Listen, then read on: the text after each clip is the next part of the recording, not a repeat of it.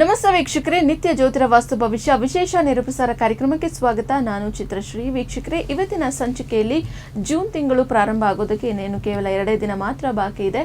ಹಾಗಾಗಿ ನಾವು ಇಂದಿನ ಸಂಚಿಕೆಯಿಂದಲೂ ಜೂನ್ ತಿಂಗಳ ಮಾಸ ಭವಿಷ್ಯ ಪ್ರತಿಯೊಂದು ರಾಶಿಗೆ ಸಂಬಂಧಪಟ್ಟಂತೆ ನೋಡ್ತಾ ಇದ್ದೀವಿ.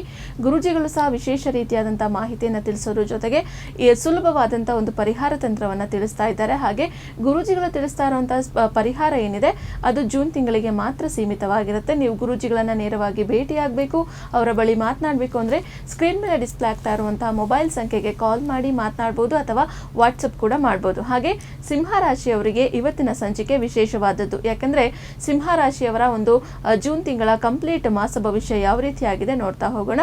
ಎಲ್ಲ ವಿಚಾರಗಳನ್ನ ತಿಳಿಸ್ಕೊಡ್ತಾರೆ ಗುರುಜಿಗಳು. ಅವರನ್ನ ಕಾರ್ಯಕ್ರಮಕ್ಕೆ ಸ್ವಾಗತಿಸ್ತಾ ಇದ್ದೀನಿ. ಖ್ಯಾತ ಜ್ಯೋತಿಷಿಗಳು, ಖ್ಯಾತ ಸಂಖ್ಯಾಶಾಸ್ತ್ರಜ್ಞರು ಮತ್ತು ಪಂಚಭೂತ ವಾಸ್ತು ತಜ್ಞರಾದ ಶ್ರೀ ಮಂಜುನಾಥ್ ಗುರುಜಿಗಳು. ಗುರುಜಿ ನಮಸ್ತೆ, ಕಾರ್ಯಕ್ರಮಕ್ಕೆ ಸ್ವಾಗತ. ಆದಿತ್ಯಾಯ ಚ ಸೋಮಾಯ ಮಂಗಳಾಯ ಬುಧಾಯ ಚ ಗುರು ಶುಕ್ರ ಶನಿರ್ಭಾಷ ರಾಹುವೇ ಕೇತುವೆ ನಮಃ. ಗುರುಜಿ, ಇವತ್ತಿನ ಸಂಚಿಕೆಯಲ್ಲಿ ಸಿಂಹ ರಾಶಿಯ ಒಂದು ಜೂನ್ ತಿಂಗಳ ಭವಿಷ್ಯವಾಣಿಯನ್ನು ನೋಡಬೇಕು. ಮೊದಲನೇದಾಗಿ ನವಗ್ರಹಗಳ ಗೋಚರ ಯಾವ ರೀತಿಯಾಗಿ ಆಗ್ತಾ ಇದೆ, ಅದರ ಒಂದು ಆಧಾರ ರಾಶಿಫಲ ಏನು ಹೇಳುತ್ತೆ, ಆಚರಣೆಯ ಭಾಗವಾಗಿ ಏನು ಮಾಡ್ಕೊಳ್ಬೇಕು ಗುರುಜಿ? ನೋಡಿ, ಪ್ರತಿ ಮಾಸಿಕ ಒಂದು ರಾಶಿ ಭವಿಷ್ಯದಲ್ಲಿ ನಾವು ಗುರು ಶುಕ್ರರ ಮತ್ತು ಶನಿಶ್ಚರ ಗ್ರಹದ ದೊಡ್ಡ ಗ್ರಹಗಳಾದ ಗೋಚಾರದ ಮೂಲಕ ನಾವು ನೋಡ್ತಾ ಬರ್ತಿದ್ವಿ. ಇಲ್ಲಿ ಗುರುಬಲ ಸ್ವಲ್ಪ ಪ್ರಸ್ತುತವಾಗಿ ಗುರು ವ್ಯಯಭಾವಕ್ಕೆ ಹೋಗಿರೋದ್ರಿಂದ ಗುರುಬಲ ಕುಗ್ಗಿರುತ್ತೆ. ಅದು ಮುಂದೆ ಹೇಳೋಣ, ಅದರದ್ದೇನಂತ ಸಮಸ್ಯೆ ಇಲ್ಲ. ಸ್ವಲ್ಪ ಗುರುಬಲ ಕಡಿಮೆ ಆಗುತ್ತೆ ಸಿಂಹರಾಶಿಯವರಿಗೆ ಈ ಒಂದು ಜೂನ್ ತಿಂಗಳಲ್ಲಿ. ಇನ್ನು ಶನಿಶ್ಚರ ಗ್ರಹ ಕೂಡ ದೊಡ್ಡ ಒಂದು ಗ್ರಹವಾಗಿರೋದು. ಅಷ್ಟಮ ಶನಿ ಏನಿದೆ ಸಿಂಹರಾಶಿಯವರಿಗೆ ಪ್ರಸ್ತುತವಾಗಿ ಅದೇ ರೀತಿ ಮುಂದುವರಿಯುತ್ತೆ. ಕೊನೆ ತಿಂಗಳಲ್ಲಿ ಏನು ಪರಿಹಾರಗಳು ಮಾಡ್ಕೊತಾರೆ ಅಷ್ಟಮ ಶನಿಗೆ, ಅದು ಪರಿಹಾರ ಮುಂದುವರಿಸಿ 8ನೇ ತಾರೀಕು ತೃತೀಯ ಮತ್ತು ದಶಮಾಧಿಪತಿಯಾದ ಶುಕ್ರ ಭಗವಾನರು ಲಾಭಸ್ಥಾನದಲ್ಲಿದ್ದು 8ನೇ ತಾರೀಕು ನಂತರ ವ್ಯಯ ಸ್ಥಾನದಲ್ಲಿ ಗೋಚರವಾಗ್ತಾರೆ ಸಿಂಹರಾಶಿಯವರಿಗೆ ಅಂತ ತೋರಿಸ್ತಾ ಇದೆ. ಮತ್ತು ಇನ್ನು ರಾಷ್ಟ್ರಾಧಿಪತಿಯಾದ ಸೂರ್ಯ ಭಗವಾನರು ಪ್ರಸ್ತುತ ದಶಮ ಸ್ಥಾನದಲ್ಲಿದ್ದು ಏಕಾದಶ ಭಾವದಲ್ಲಿ 16ನೇ ತಾರೀಕು ಜೂನ್ 16ರಿಂದ ಏಕಾದಶ ಭಾವದಲ್ಲಿ ಶುಭ ಭಾವದಲ್ಲಿ ಒಳ್ಳೆಯ ಒಂದು ಮಿತ್ರನ ಮನೆಯಲ್ಲಿ ಗೋಚರವಾಗ್ತಾರೆ. 20ನೇ ತಾರೀಕಿನಂದು ಯೋಗಕಾರಕನಾದ ಮಂಗಳ ಗ್ರಹರು ಪ್ರಸ್ತುತ ಮಂಗಳ ಗ್ರಹರು ದಶಮ ಭಾವದಲ್ಲಿದ್ದು ಲಾಭ ಸ್ಥಾನಕ್ಕೆ ಮುಂದುವರಿಯುತ್ತಾರೆ. ಇದು ಕೂಡ ಒಳ್ಳೆಯ ವಿಚಾರ ಅಂತ ಹೇಳ್ತೀವಿ. ಇನ್ನು ವಿಶೇಷವಾಗಿ ಕುಟುಂಬಾಧಿಪತಿ ಮತ್ತು ಲಾಭಾಧಿಪತಿಯಾದ ಬುಧ ಗ್ರಹರು 22ನೇ ತಾರೀಕು ನಂತರ ಲಾಭ ಭಾವಕ್ಕೆ ಬರುವಂಥದ್ದು ಒಳ್ಳೆಯದು. ಈ ರೀತಿ ನವಗ್ರಹಗಳಲ್ಲಿ ಒಂದು ಗುರು, ಮಂಗಳ, ಬುಧ ಈ ಒಂದು ಗ್ರಹಗಳ ಒಂದು ಗೋಚಾರ ಮತ್ತು ಚಂದ್ರನ ಗೋಚಾರ ಸಿಂಹರಾಶಿಯವರಿಗೆ ಜೂನ್ ತಿಂಗಳಲ್ಲಿ ಜರುಗ್ತಾ ಇರುವಂಥದ್ದು. ಉಳಿದಂತೆ ಯಥಾವತ್ತಾಗಿ ಶನೇಶ್ವರ, ರಾಹು, ಕೇತು ಹೇಗೆ ಇರ್ತಾರೆ ಅದೇ ಭಾವದಲ್ಲಿ ಮುಂದುವರಿತಾರೆ. ಆಚರಣೆ ಭಾಗವಾಗಿ ತಾವು ಕೇಳಿದಂಗೆ ಈ ಮಾಸದಲ್ಲಿ 15ನೇ ತಾರೀಕಿನಂದು ಅಧಿಕ ಜ್ಯೇಷ್ಠ ಅಮಾವಾಸ್ಯೆ ಬರ್ತಾ ಇರುವಂಥದ್ದು. 15 ಆ ದಿನ ವಿಶೇಷವಾಗಿ ಅಮಾವಾಸ್ಯೆಗೆ ಸಂಬಂಧಪಟ್ಟಂಥ ಪೂಜಾ ಕೈಂಕರ್ಯಗಳನ್ನು, ಶಾಂತಿ ಹೋಮಗಳನ್ನು ಮಾಡಿಸ್ಕೋಬೋದು. ಮತ್ತು ನಮ್ಮ ವೇದಶಾಸ್ತ್ರದಲ್ಲಿ ಹೇಳಿದಾಗೆ ಪತಂಜಲಿ ಮಹರ್ಷಿಗಳು ಒಂದು ತುಂಬ ವಿಶೇಷವಾಗಿ ಯೋಗ ಆಸನ ಏನು ಅನ್ವೇಷಣೆ ಮಾಡಿದ್ರು, ಅದು ವಿಶ್ವದಾದ್ಯಂತ ಪ್ರಚಲಿತವಾಗಿರುವಂಥದ್ದು. ಜೂನ್ 21ನೇ ತಾರೀಕು ವಿಶ್ವ ಯೋಗ ದಿನ ಆಚರಿಸ್ತಾ ಇದ್ದಾರೆ. ಶಾಸ್ತ್ರೋಕ್ತವಾಗಿ ಆ ದಿನದಲ್ಲಿ ಒಂದು ಆಸನಗಳನ್ನು ಮಾಡುವಂಥದ್ದು, ಸೂರ್ಯ ನಮಸ್ಕಾರವನ್ನು ನೆರವೇರಿಸುವಂಥದ್ದು. ಅದರಿಂದ ನವಗ್ರಹಗಳ ಆಶೀರ್ವಾದ ಆಯಾ ಒಂದು ಯಾರ್ಯಾರು ಆಸನ ಮಾಡಿರ್ತಾರೆ ಮತ್ತು ಯಾರ್ಯಾರು ಸೂರ್ಯನ ಆರಾಧನೆ ಮಾಡಿರ್ತಾರೆ ಅವರಿಗೆ ಸಿಗುತ್ತೆ. 27ನೇ ತಾರೀಕು ಶನಿ ಪ್ರದೋಷ ಜರುಗ್ತಾ ಇರುವಂಥದ್ದು. ವಿಶೇಷವಾಗಿ ಯಾರ್ಯಾರಿಗೆ ಶನಿ ದೋಷ ಇರುತ್ತೋ, ಅಷ್ಟಮ ಶನಿ, ಪಂಚಮ ಶನಿ, ಅರ್ಧಾಷ್ಟಮ ಶನಿ ಮತ್ತು 7.5 ಶನಿ, ಈ ರೀತಿ 10 ಹಲವಾರು ದೋಷಗಳಿರುತ್ತೋ ಶನಿಯ ಪ್ರದೋಷದಂದು ಶಿವನ ಆರಾಧನೆ, ಶನಿಯೇಶ್ವರನಿಗೆ ವಿಶೇಷವಾಗಿ ಶಿವನ ಆರಾಧನೆ ಅಥವಾ ನಂದಿಯ ಒಂದು ಅಭಿಷೇಕ ಮಾಡಿಸುವಂಥದ್ದು, ಈ ರೀತಿ ಏನೋ ಒಂದು ಶನಿ ಪ್ರದೋಷದ ದಿನ ಮಾಡಿಕೊಂಡ್ರೆ ಒಳ್ಳೆಯದಾಗುತ್ತೆ. ಈ ರೀತಿ ನವಗ್ರಹಗಳ ಗೋಚಾರ ಮತ್ತು ಆಚರಣೆ ವಿಚಾರವಾಗಿ ಜೂನ್ ತಿಂಗಳಲ್ಲಿ ಸಿಂಹರಾಶಿಯವರಿಗೆ ಜರುಗ್ತಾ ಇದೆ. ಗುರುಜಿ, ಇನ್ನು ವಿಸ್ತೃತವಾಗಿ ನೋಡೋದಾದ್ರೆ ಸಿಂಹರಾಶಿಯವರಿಗೆ ನವಗ್ರಹಗಳ ಗೋಚರದ ಪ್ರಭಾವ ಯಾವ ರೀತಿಯಾಗಿ ಬೀರ್ತಾ ಇದೆ, ಹೇಗಿರುತ್ತೆ ಗುರುಜಿ ಅದೆಲ್ಲ?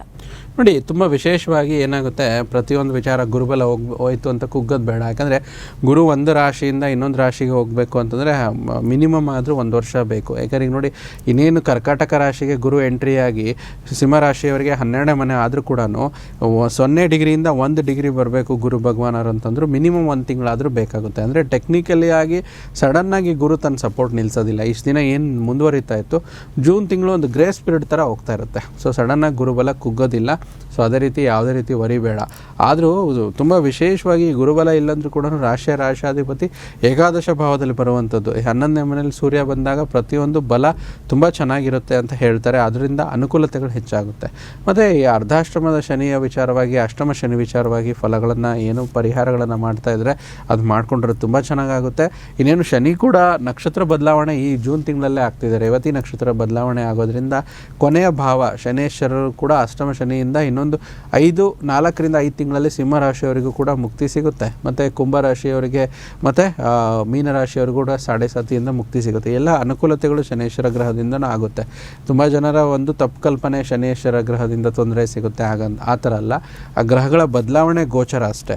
ಮತ್ತು ಮುಂದುವರೆದ ಭಾಗದಲ್ಲಿ ಇಲ್ಲೇನಾಗುತ್ತೆ ಅಂದರೆ ಶುಕ್ರ ಭಗವಾನರ ಗೋಚರ. ಶುಕ್ರ ವಿಶೇಷವಾಗಿ ತೃತೀಯ ಮತ್ತು ದಶಮಾಧಿಪತಿ ಅಂತ ಹೇಳ್ತೀವಿ.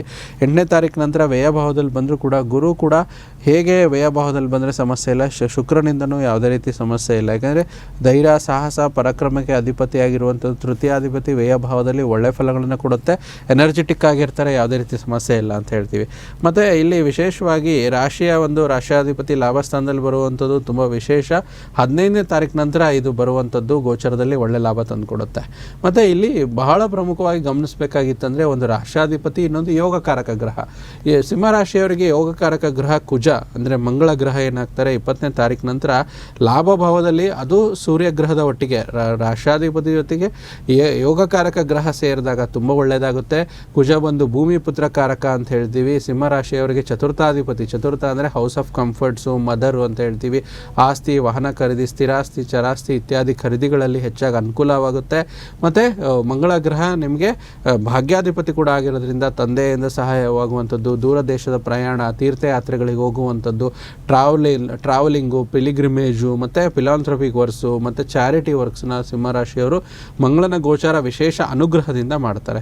ಮತ್ತು ಈ ರೀತಿ ಒಂದು ವಿಶೇಷ ಅನುಕೂಲತೆ ಸಿಗುತ್ತೆ. ಮತ್ತು ಬುಧ ಗ್ರಹದ ಗೋಚಾರ ಕೂಡ ತುಂಬ ನಿಮಗೆ ಸಪೋರ್ಟ್ ಇರುವಂಥದ್ದು ಸಿಂಹರಾಶಿಯವರು. ತ್ರಿಗ್ರಹ ಯೋಗ ವ್ಯಯಭಾವದಲ್ಲಿ ಆದರೂ ಕೂಡ ಬುಧ ನಿಮಗೆ ಕುಟುಂಬಾಧಿಪತಿ ಆಗ್ತಾರೆ 22ನೇ ತಾರೀಕು ನಂತರ ವ್ಯಯಭಾವದಲ್ಲಿ ಬರೋದ್ರಿಂದ ಕುಟುಂಬದ ವಿಚಾರಗಳಲ್ಲಿ ಖರ್ಚುಗಳಿರುತ್ತೆ. ಅದ್ರ ಬಗ್ಗೆ ಅವರು ಸ್ವಲ್ಪ ಗಮನ ಹರಿಸಬೇಕು. ಈ ರೀತಿ ಒಂದು ವಿಸ್ತೃತ ಪ್ರಭಾವದಲ್ಲಿ ನಾವು ಸಿಂಹರಾಶಿಯವರಿಗೆ ಒಂದು ನವಗ್ರಹಗಳ ವಿಚಾರದಲ್ಲಿ ನೋಡ್ಬೋದು. ರಾಷ್ಟ್ರಾಧಿಪತಿ ಗೋಚರ ಯಾವ ಸ್ಥಿತಿಯಲ್ಲಿ ಆಗ್ತಾ ಇದೆ ಗುರುಜಿ? ಸಿಂಹ ರಾಶಿಯವರು ಅನ್ಕೊಂಡಿರುವಂತಹ ಕೆಲಸ ಜೂನ್ ತಿಂಗಳಿನಲ್ಲಿ ಆಗುತ್ತಾ ಅಥವಾ ಅದು ಮುಂದೆ ಹೋಗುತ್ತಾ, ಹೇಗೆ ಅಂತ? ನೋಡಿ, ಖಂಡಿತ ಆಗುತ್ತೆ. ಯಾಕಂದರೆ ರಾಷ್ಟ್ರಾಧಿಪತಿಯ ಗೋಚಾರ ಲಾಭ ಸ್ಥಾನದಲ್ಲಿ ಏಕಾದಶ ಭಾವದಲ್ಲೇ ಆಗಿರೋದ್ರಿಂದ ಏನಾಗುತ್ತೆ, ದ ಪರ್ಸನ್ ವಿಲ್ ಬಿ ಅನ್ಡಿಫಿಟೇಬಲ್, ಯಾರಿಂದನೂ ಸೋಲ್ಸೋಕ್ಕಾಗೋದಿಲ್ಲ ಅಂತ ಹೇಳ್ತಾರಲ್ಲ ತ್ರಿವಿಕ್ರಮನಂತೆ. ಸೊ ಆ ರಾಷ್ಟ್ರಾಧಿಪತಿಯ ಬಲ 15 ದಿನಗಳ ಕಾಲ ತುಂಬ ಪಾಸಿಟಿವ್ ಆಗಿರುತ್ತೆ. ಮತ್ತು ಬುಧ ಕೂಡ ಕುಟುಂಬಾಧಿಪತಿಯಾಗಿ 22ನೇ ತಾರೀಕು ನಂತರ ಗೋಚರ ಆಗ್ತಿರುವಂಥದ್ದು ವ್ಯಯಭಾವಕ್ಕೆ ಬಂದರೂ ಕೂಡ ತ್ರಿಗ್ರಹ ಯೋಗದಲ್ಲಿ ಒಂದು ಒಳ್ಳೆಯ ವಿಚಾರನ ಕೊಡುತ್ತೆ. ಇದರಿಂದ ಎಷ್ಟೋ ವರ್ಷಗಳ ನಂತರ ಈ ಸಮ್ಮಿಲನ ಆಗ್ತಿರುವಂಥದ್ದು ಯಾವುದು? ಗುರು, ಶುಕ್ರ ಮತ್ತು ಬುಧರ ಸಮ್ಮಿಲನ ವ್ಯಯಭಾವದಲ್ಲಿ. ಮತ್ತು ಯೋಗಕಾರಕನಾದ ಮಂಗಳ ಕೂಡ ಚೆನ್ನಾಗಿರೋದ್ರಿಂದ ರಿಯಲ್ ಎಸ್ಟೇಟ್ ಉದ್ಯಮಿಯವರು, ಸಿಂಹರಾಶಿಯವರು ಸ್ವಲ್ಪ ಒಳ್ಳೆ ಯಥೇಚ್ಛವಾಗಿ ಮುಂದುವರಿಬೋದು. ಮತ್ತು ಗುರುಬಲ ಇನ್ನೂ ಕಂಪ್ಲೀಟಾಗಿ ಕುಗ್ದೇ ಇರೋದ್ರಿಂದ ಸ್ವಲ್ಪ ಇನ್ವೆಸ್ಟ್ಮೆಂಟ್ ವಿಚಾರದಲ್ಲಿ ಸ್ವಲ್ಪ ನಿಧಾನ ಕಡಿಮೆ ಮಾಡ್ಕೊಂಡು ಬನ್ನಿ. ಯಾಕಂದರೆ 1 ತಿಂಗಳ ಕಾಲ ಗ್ರೇಸ್ ಪೀರಿಯಡ್ ಥರ ವರ್ಕ್ ಆಗುತ್ತೆ. ಮತ್ತು ಇನ್ನು ಸಾಮಾನ್ಯವಾಗಿ ನೋಡೋದಾದರೆ ಒಂದು ಶುಕ್ರನ ಬಲ ಹೆಚ್ಚಾಗಿರೋದ್ರಿಂದ ಶುಭ ಕಾರ್ಯಗಳು ಹೆಚ್ಚಾಗುತ್ತೆ. ವಿವಾಹ ಸಂಬಂಧಪಟ್ಟಂಥ ತಯಾರಿಗಳು ನಡೀತಿರುವಂಥದ್ದು ಸಿಂಹರಾಶಿಯ ಸ್ತ್ರೀಯರಿಗೆ ತುಂಬ ವಿಶೇಷವಾದ ಒಂದು ಅದ್ಭುತವಾಗಿರುವಂಥದ್ದು. ಸ್ವಲ್ಪ ಅಲ್ಪ ಪ್ರಯಾಣ ಇರುತ್ತೆ. ಹೊಸ ಕೆಲಸಗಳಲ್ಲಿ ಸ್ವಲ್ಪ ಅನುಕೂಲ ಪ್ರಾಪ್ತಿ ಹೆಚ್ಚಾಗುತ್ತೆ. ಕ್ರೀಡೆಗಳಲ್ಲಿ ಹೆಚ್ಚಿನ ಆಸಕ್ತಿ. ವಿದ್ಯಾರ್ಥಿಗಳಿಗೆ ಅತ್ಯಂತ ಶುಭ ಮಾಸ. ಕೋರ್ಟು ಕಚೇರಿ ವಿಚಾರದಲ್ಲಿ ಅಭಿವೃದ್ಧಿ ಕಾಣ್ಬೋದು. ಅಂದರೆ ಏನಾದರೂ ರಾಜ್ಯದಲ್ಲಿ ನಡೀತಾ ಇದ್ದರೆ ಮತ್ತು ಇದರ ವಿಚಾರವಾಗಿ ಒಳ್ಳೆ ಜಡ್ಜ್ಮೆಂಟ್ ಸಿಗುವಂಥದ್ದು, ಸಂಬಂಧಪಟ್ಟವರಿಂದ ಫೇವರೇಬಲ್ ಆಗುವಂಥ ಎಲ್ಲ ವಿಚಾರಗಳು, ಶುಭ ವಿಚಾರಗಳು ಸಿಂಹರಾಶಿಯವರಿಗೆ ಜರುಗುತ್ತೆ. ಮನೆ ವಾತಾವರಣ ಅಂದರೆ ಇಲ್ಲಿ ಚತುರ್ಥ ಭಾವ ಮಂಗಳ ಗ್ರಹ ಆಗಿರೋದ್ರಿಂದ ಸಕಾರಾತ್ಮಕವಾಗಿರುವಂಥ ವಾತಾವರಣ ಮತ್ತು ಪಾಲುದಾರಿಕೆಯಲ್ಲಿ ತುಂಬ ಒಳ್ಳೆಯ ಒಂದು ಲಾಭ ಬರುವಂಥದ್ದು. ಮತ್ತು ಯಾರಾದರೂ ನಿಮಗೆ ಹೊಸ ಪಾಲುದಾರಿಕೆ ವಿಚಾರವಾಗಿ ಒಂದು ಆಫರ್ ನೀಡ್ಬೋದು. ಆದರೆ ನಿಮ್ಮ ಜಾತಕ ಪರಿಶೀಲಿಸಿ ಆ ಒಂದು ಆಫರ್ಗೆ ಒಪ್ಕೋಬೋದು. ಯಾಕಂದ್ರೆ ನಾವು ಸಿಂಹರಾಶಿಗೆ ಚೆನ್ನಾಗಿದೆ ಅಂತ ಹೇಳ್ಬಿಟ್ರೆ ಅದನ್ನೇ ನಂಬ್ಕೊಂಡು ಮಾಡಿ ಅವ್ರು ಲಾಸ್ ಆಗಬಾರ್ದು. ಅದು ಈ ಒಂದು ರಾಶಿ ಭವಿಷ್ಯ ಅನ್ನೋದು ಒಂದು ಗೈಡ್ ಥರ ವರ್ಕ್ ಆಗುತ್ತೆ, ಒಂದು 50%. ಇನ್ನುಳಿದಂತೆ ರೈತರಿಗೆ, ವ್ಯವಸಾಯ ಮಾಡುವಂಥವ್ರಿಗೆ ಉತ್ತಮ ಫಲ. ಮೃಷ್ಟಾಂಗ ಭೋಜನ, ಸಣ್ಣ ಪುಟ್ಟ ಹಣ್ಣು, ಹೂವು, ತರಕಾರಿ ವ್ಯಾಪಾರಸ್ಥರಿಗೆ ಒಳ್ಳೆಯ ಹೆಚ್ಚಿನ ಲಾಭ.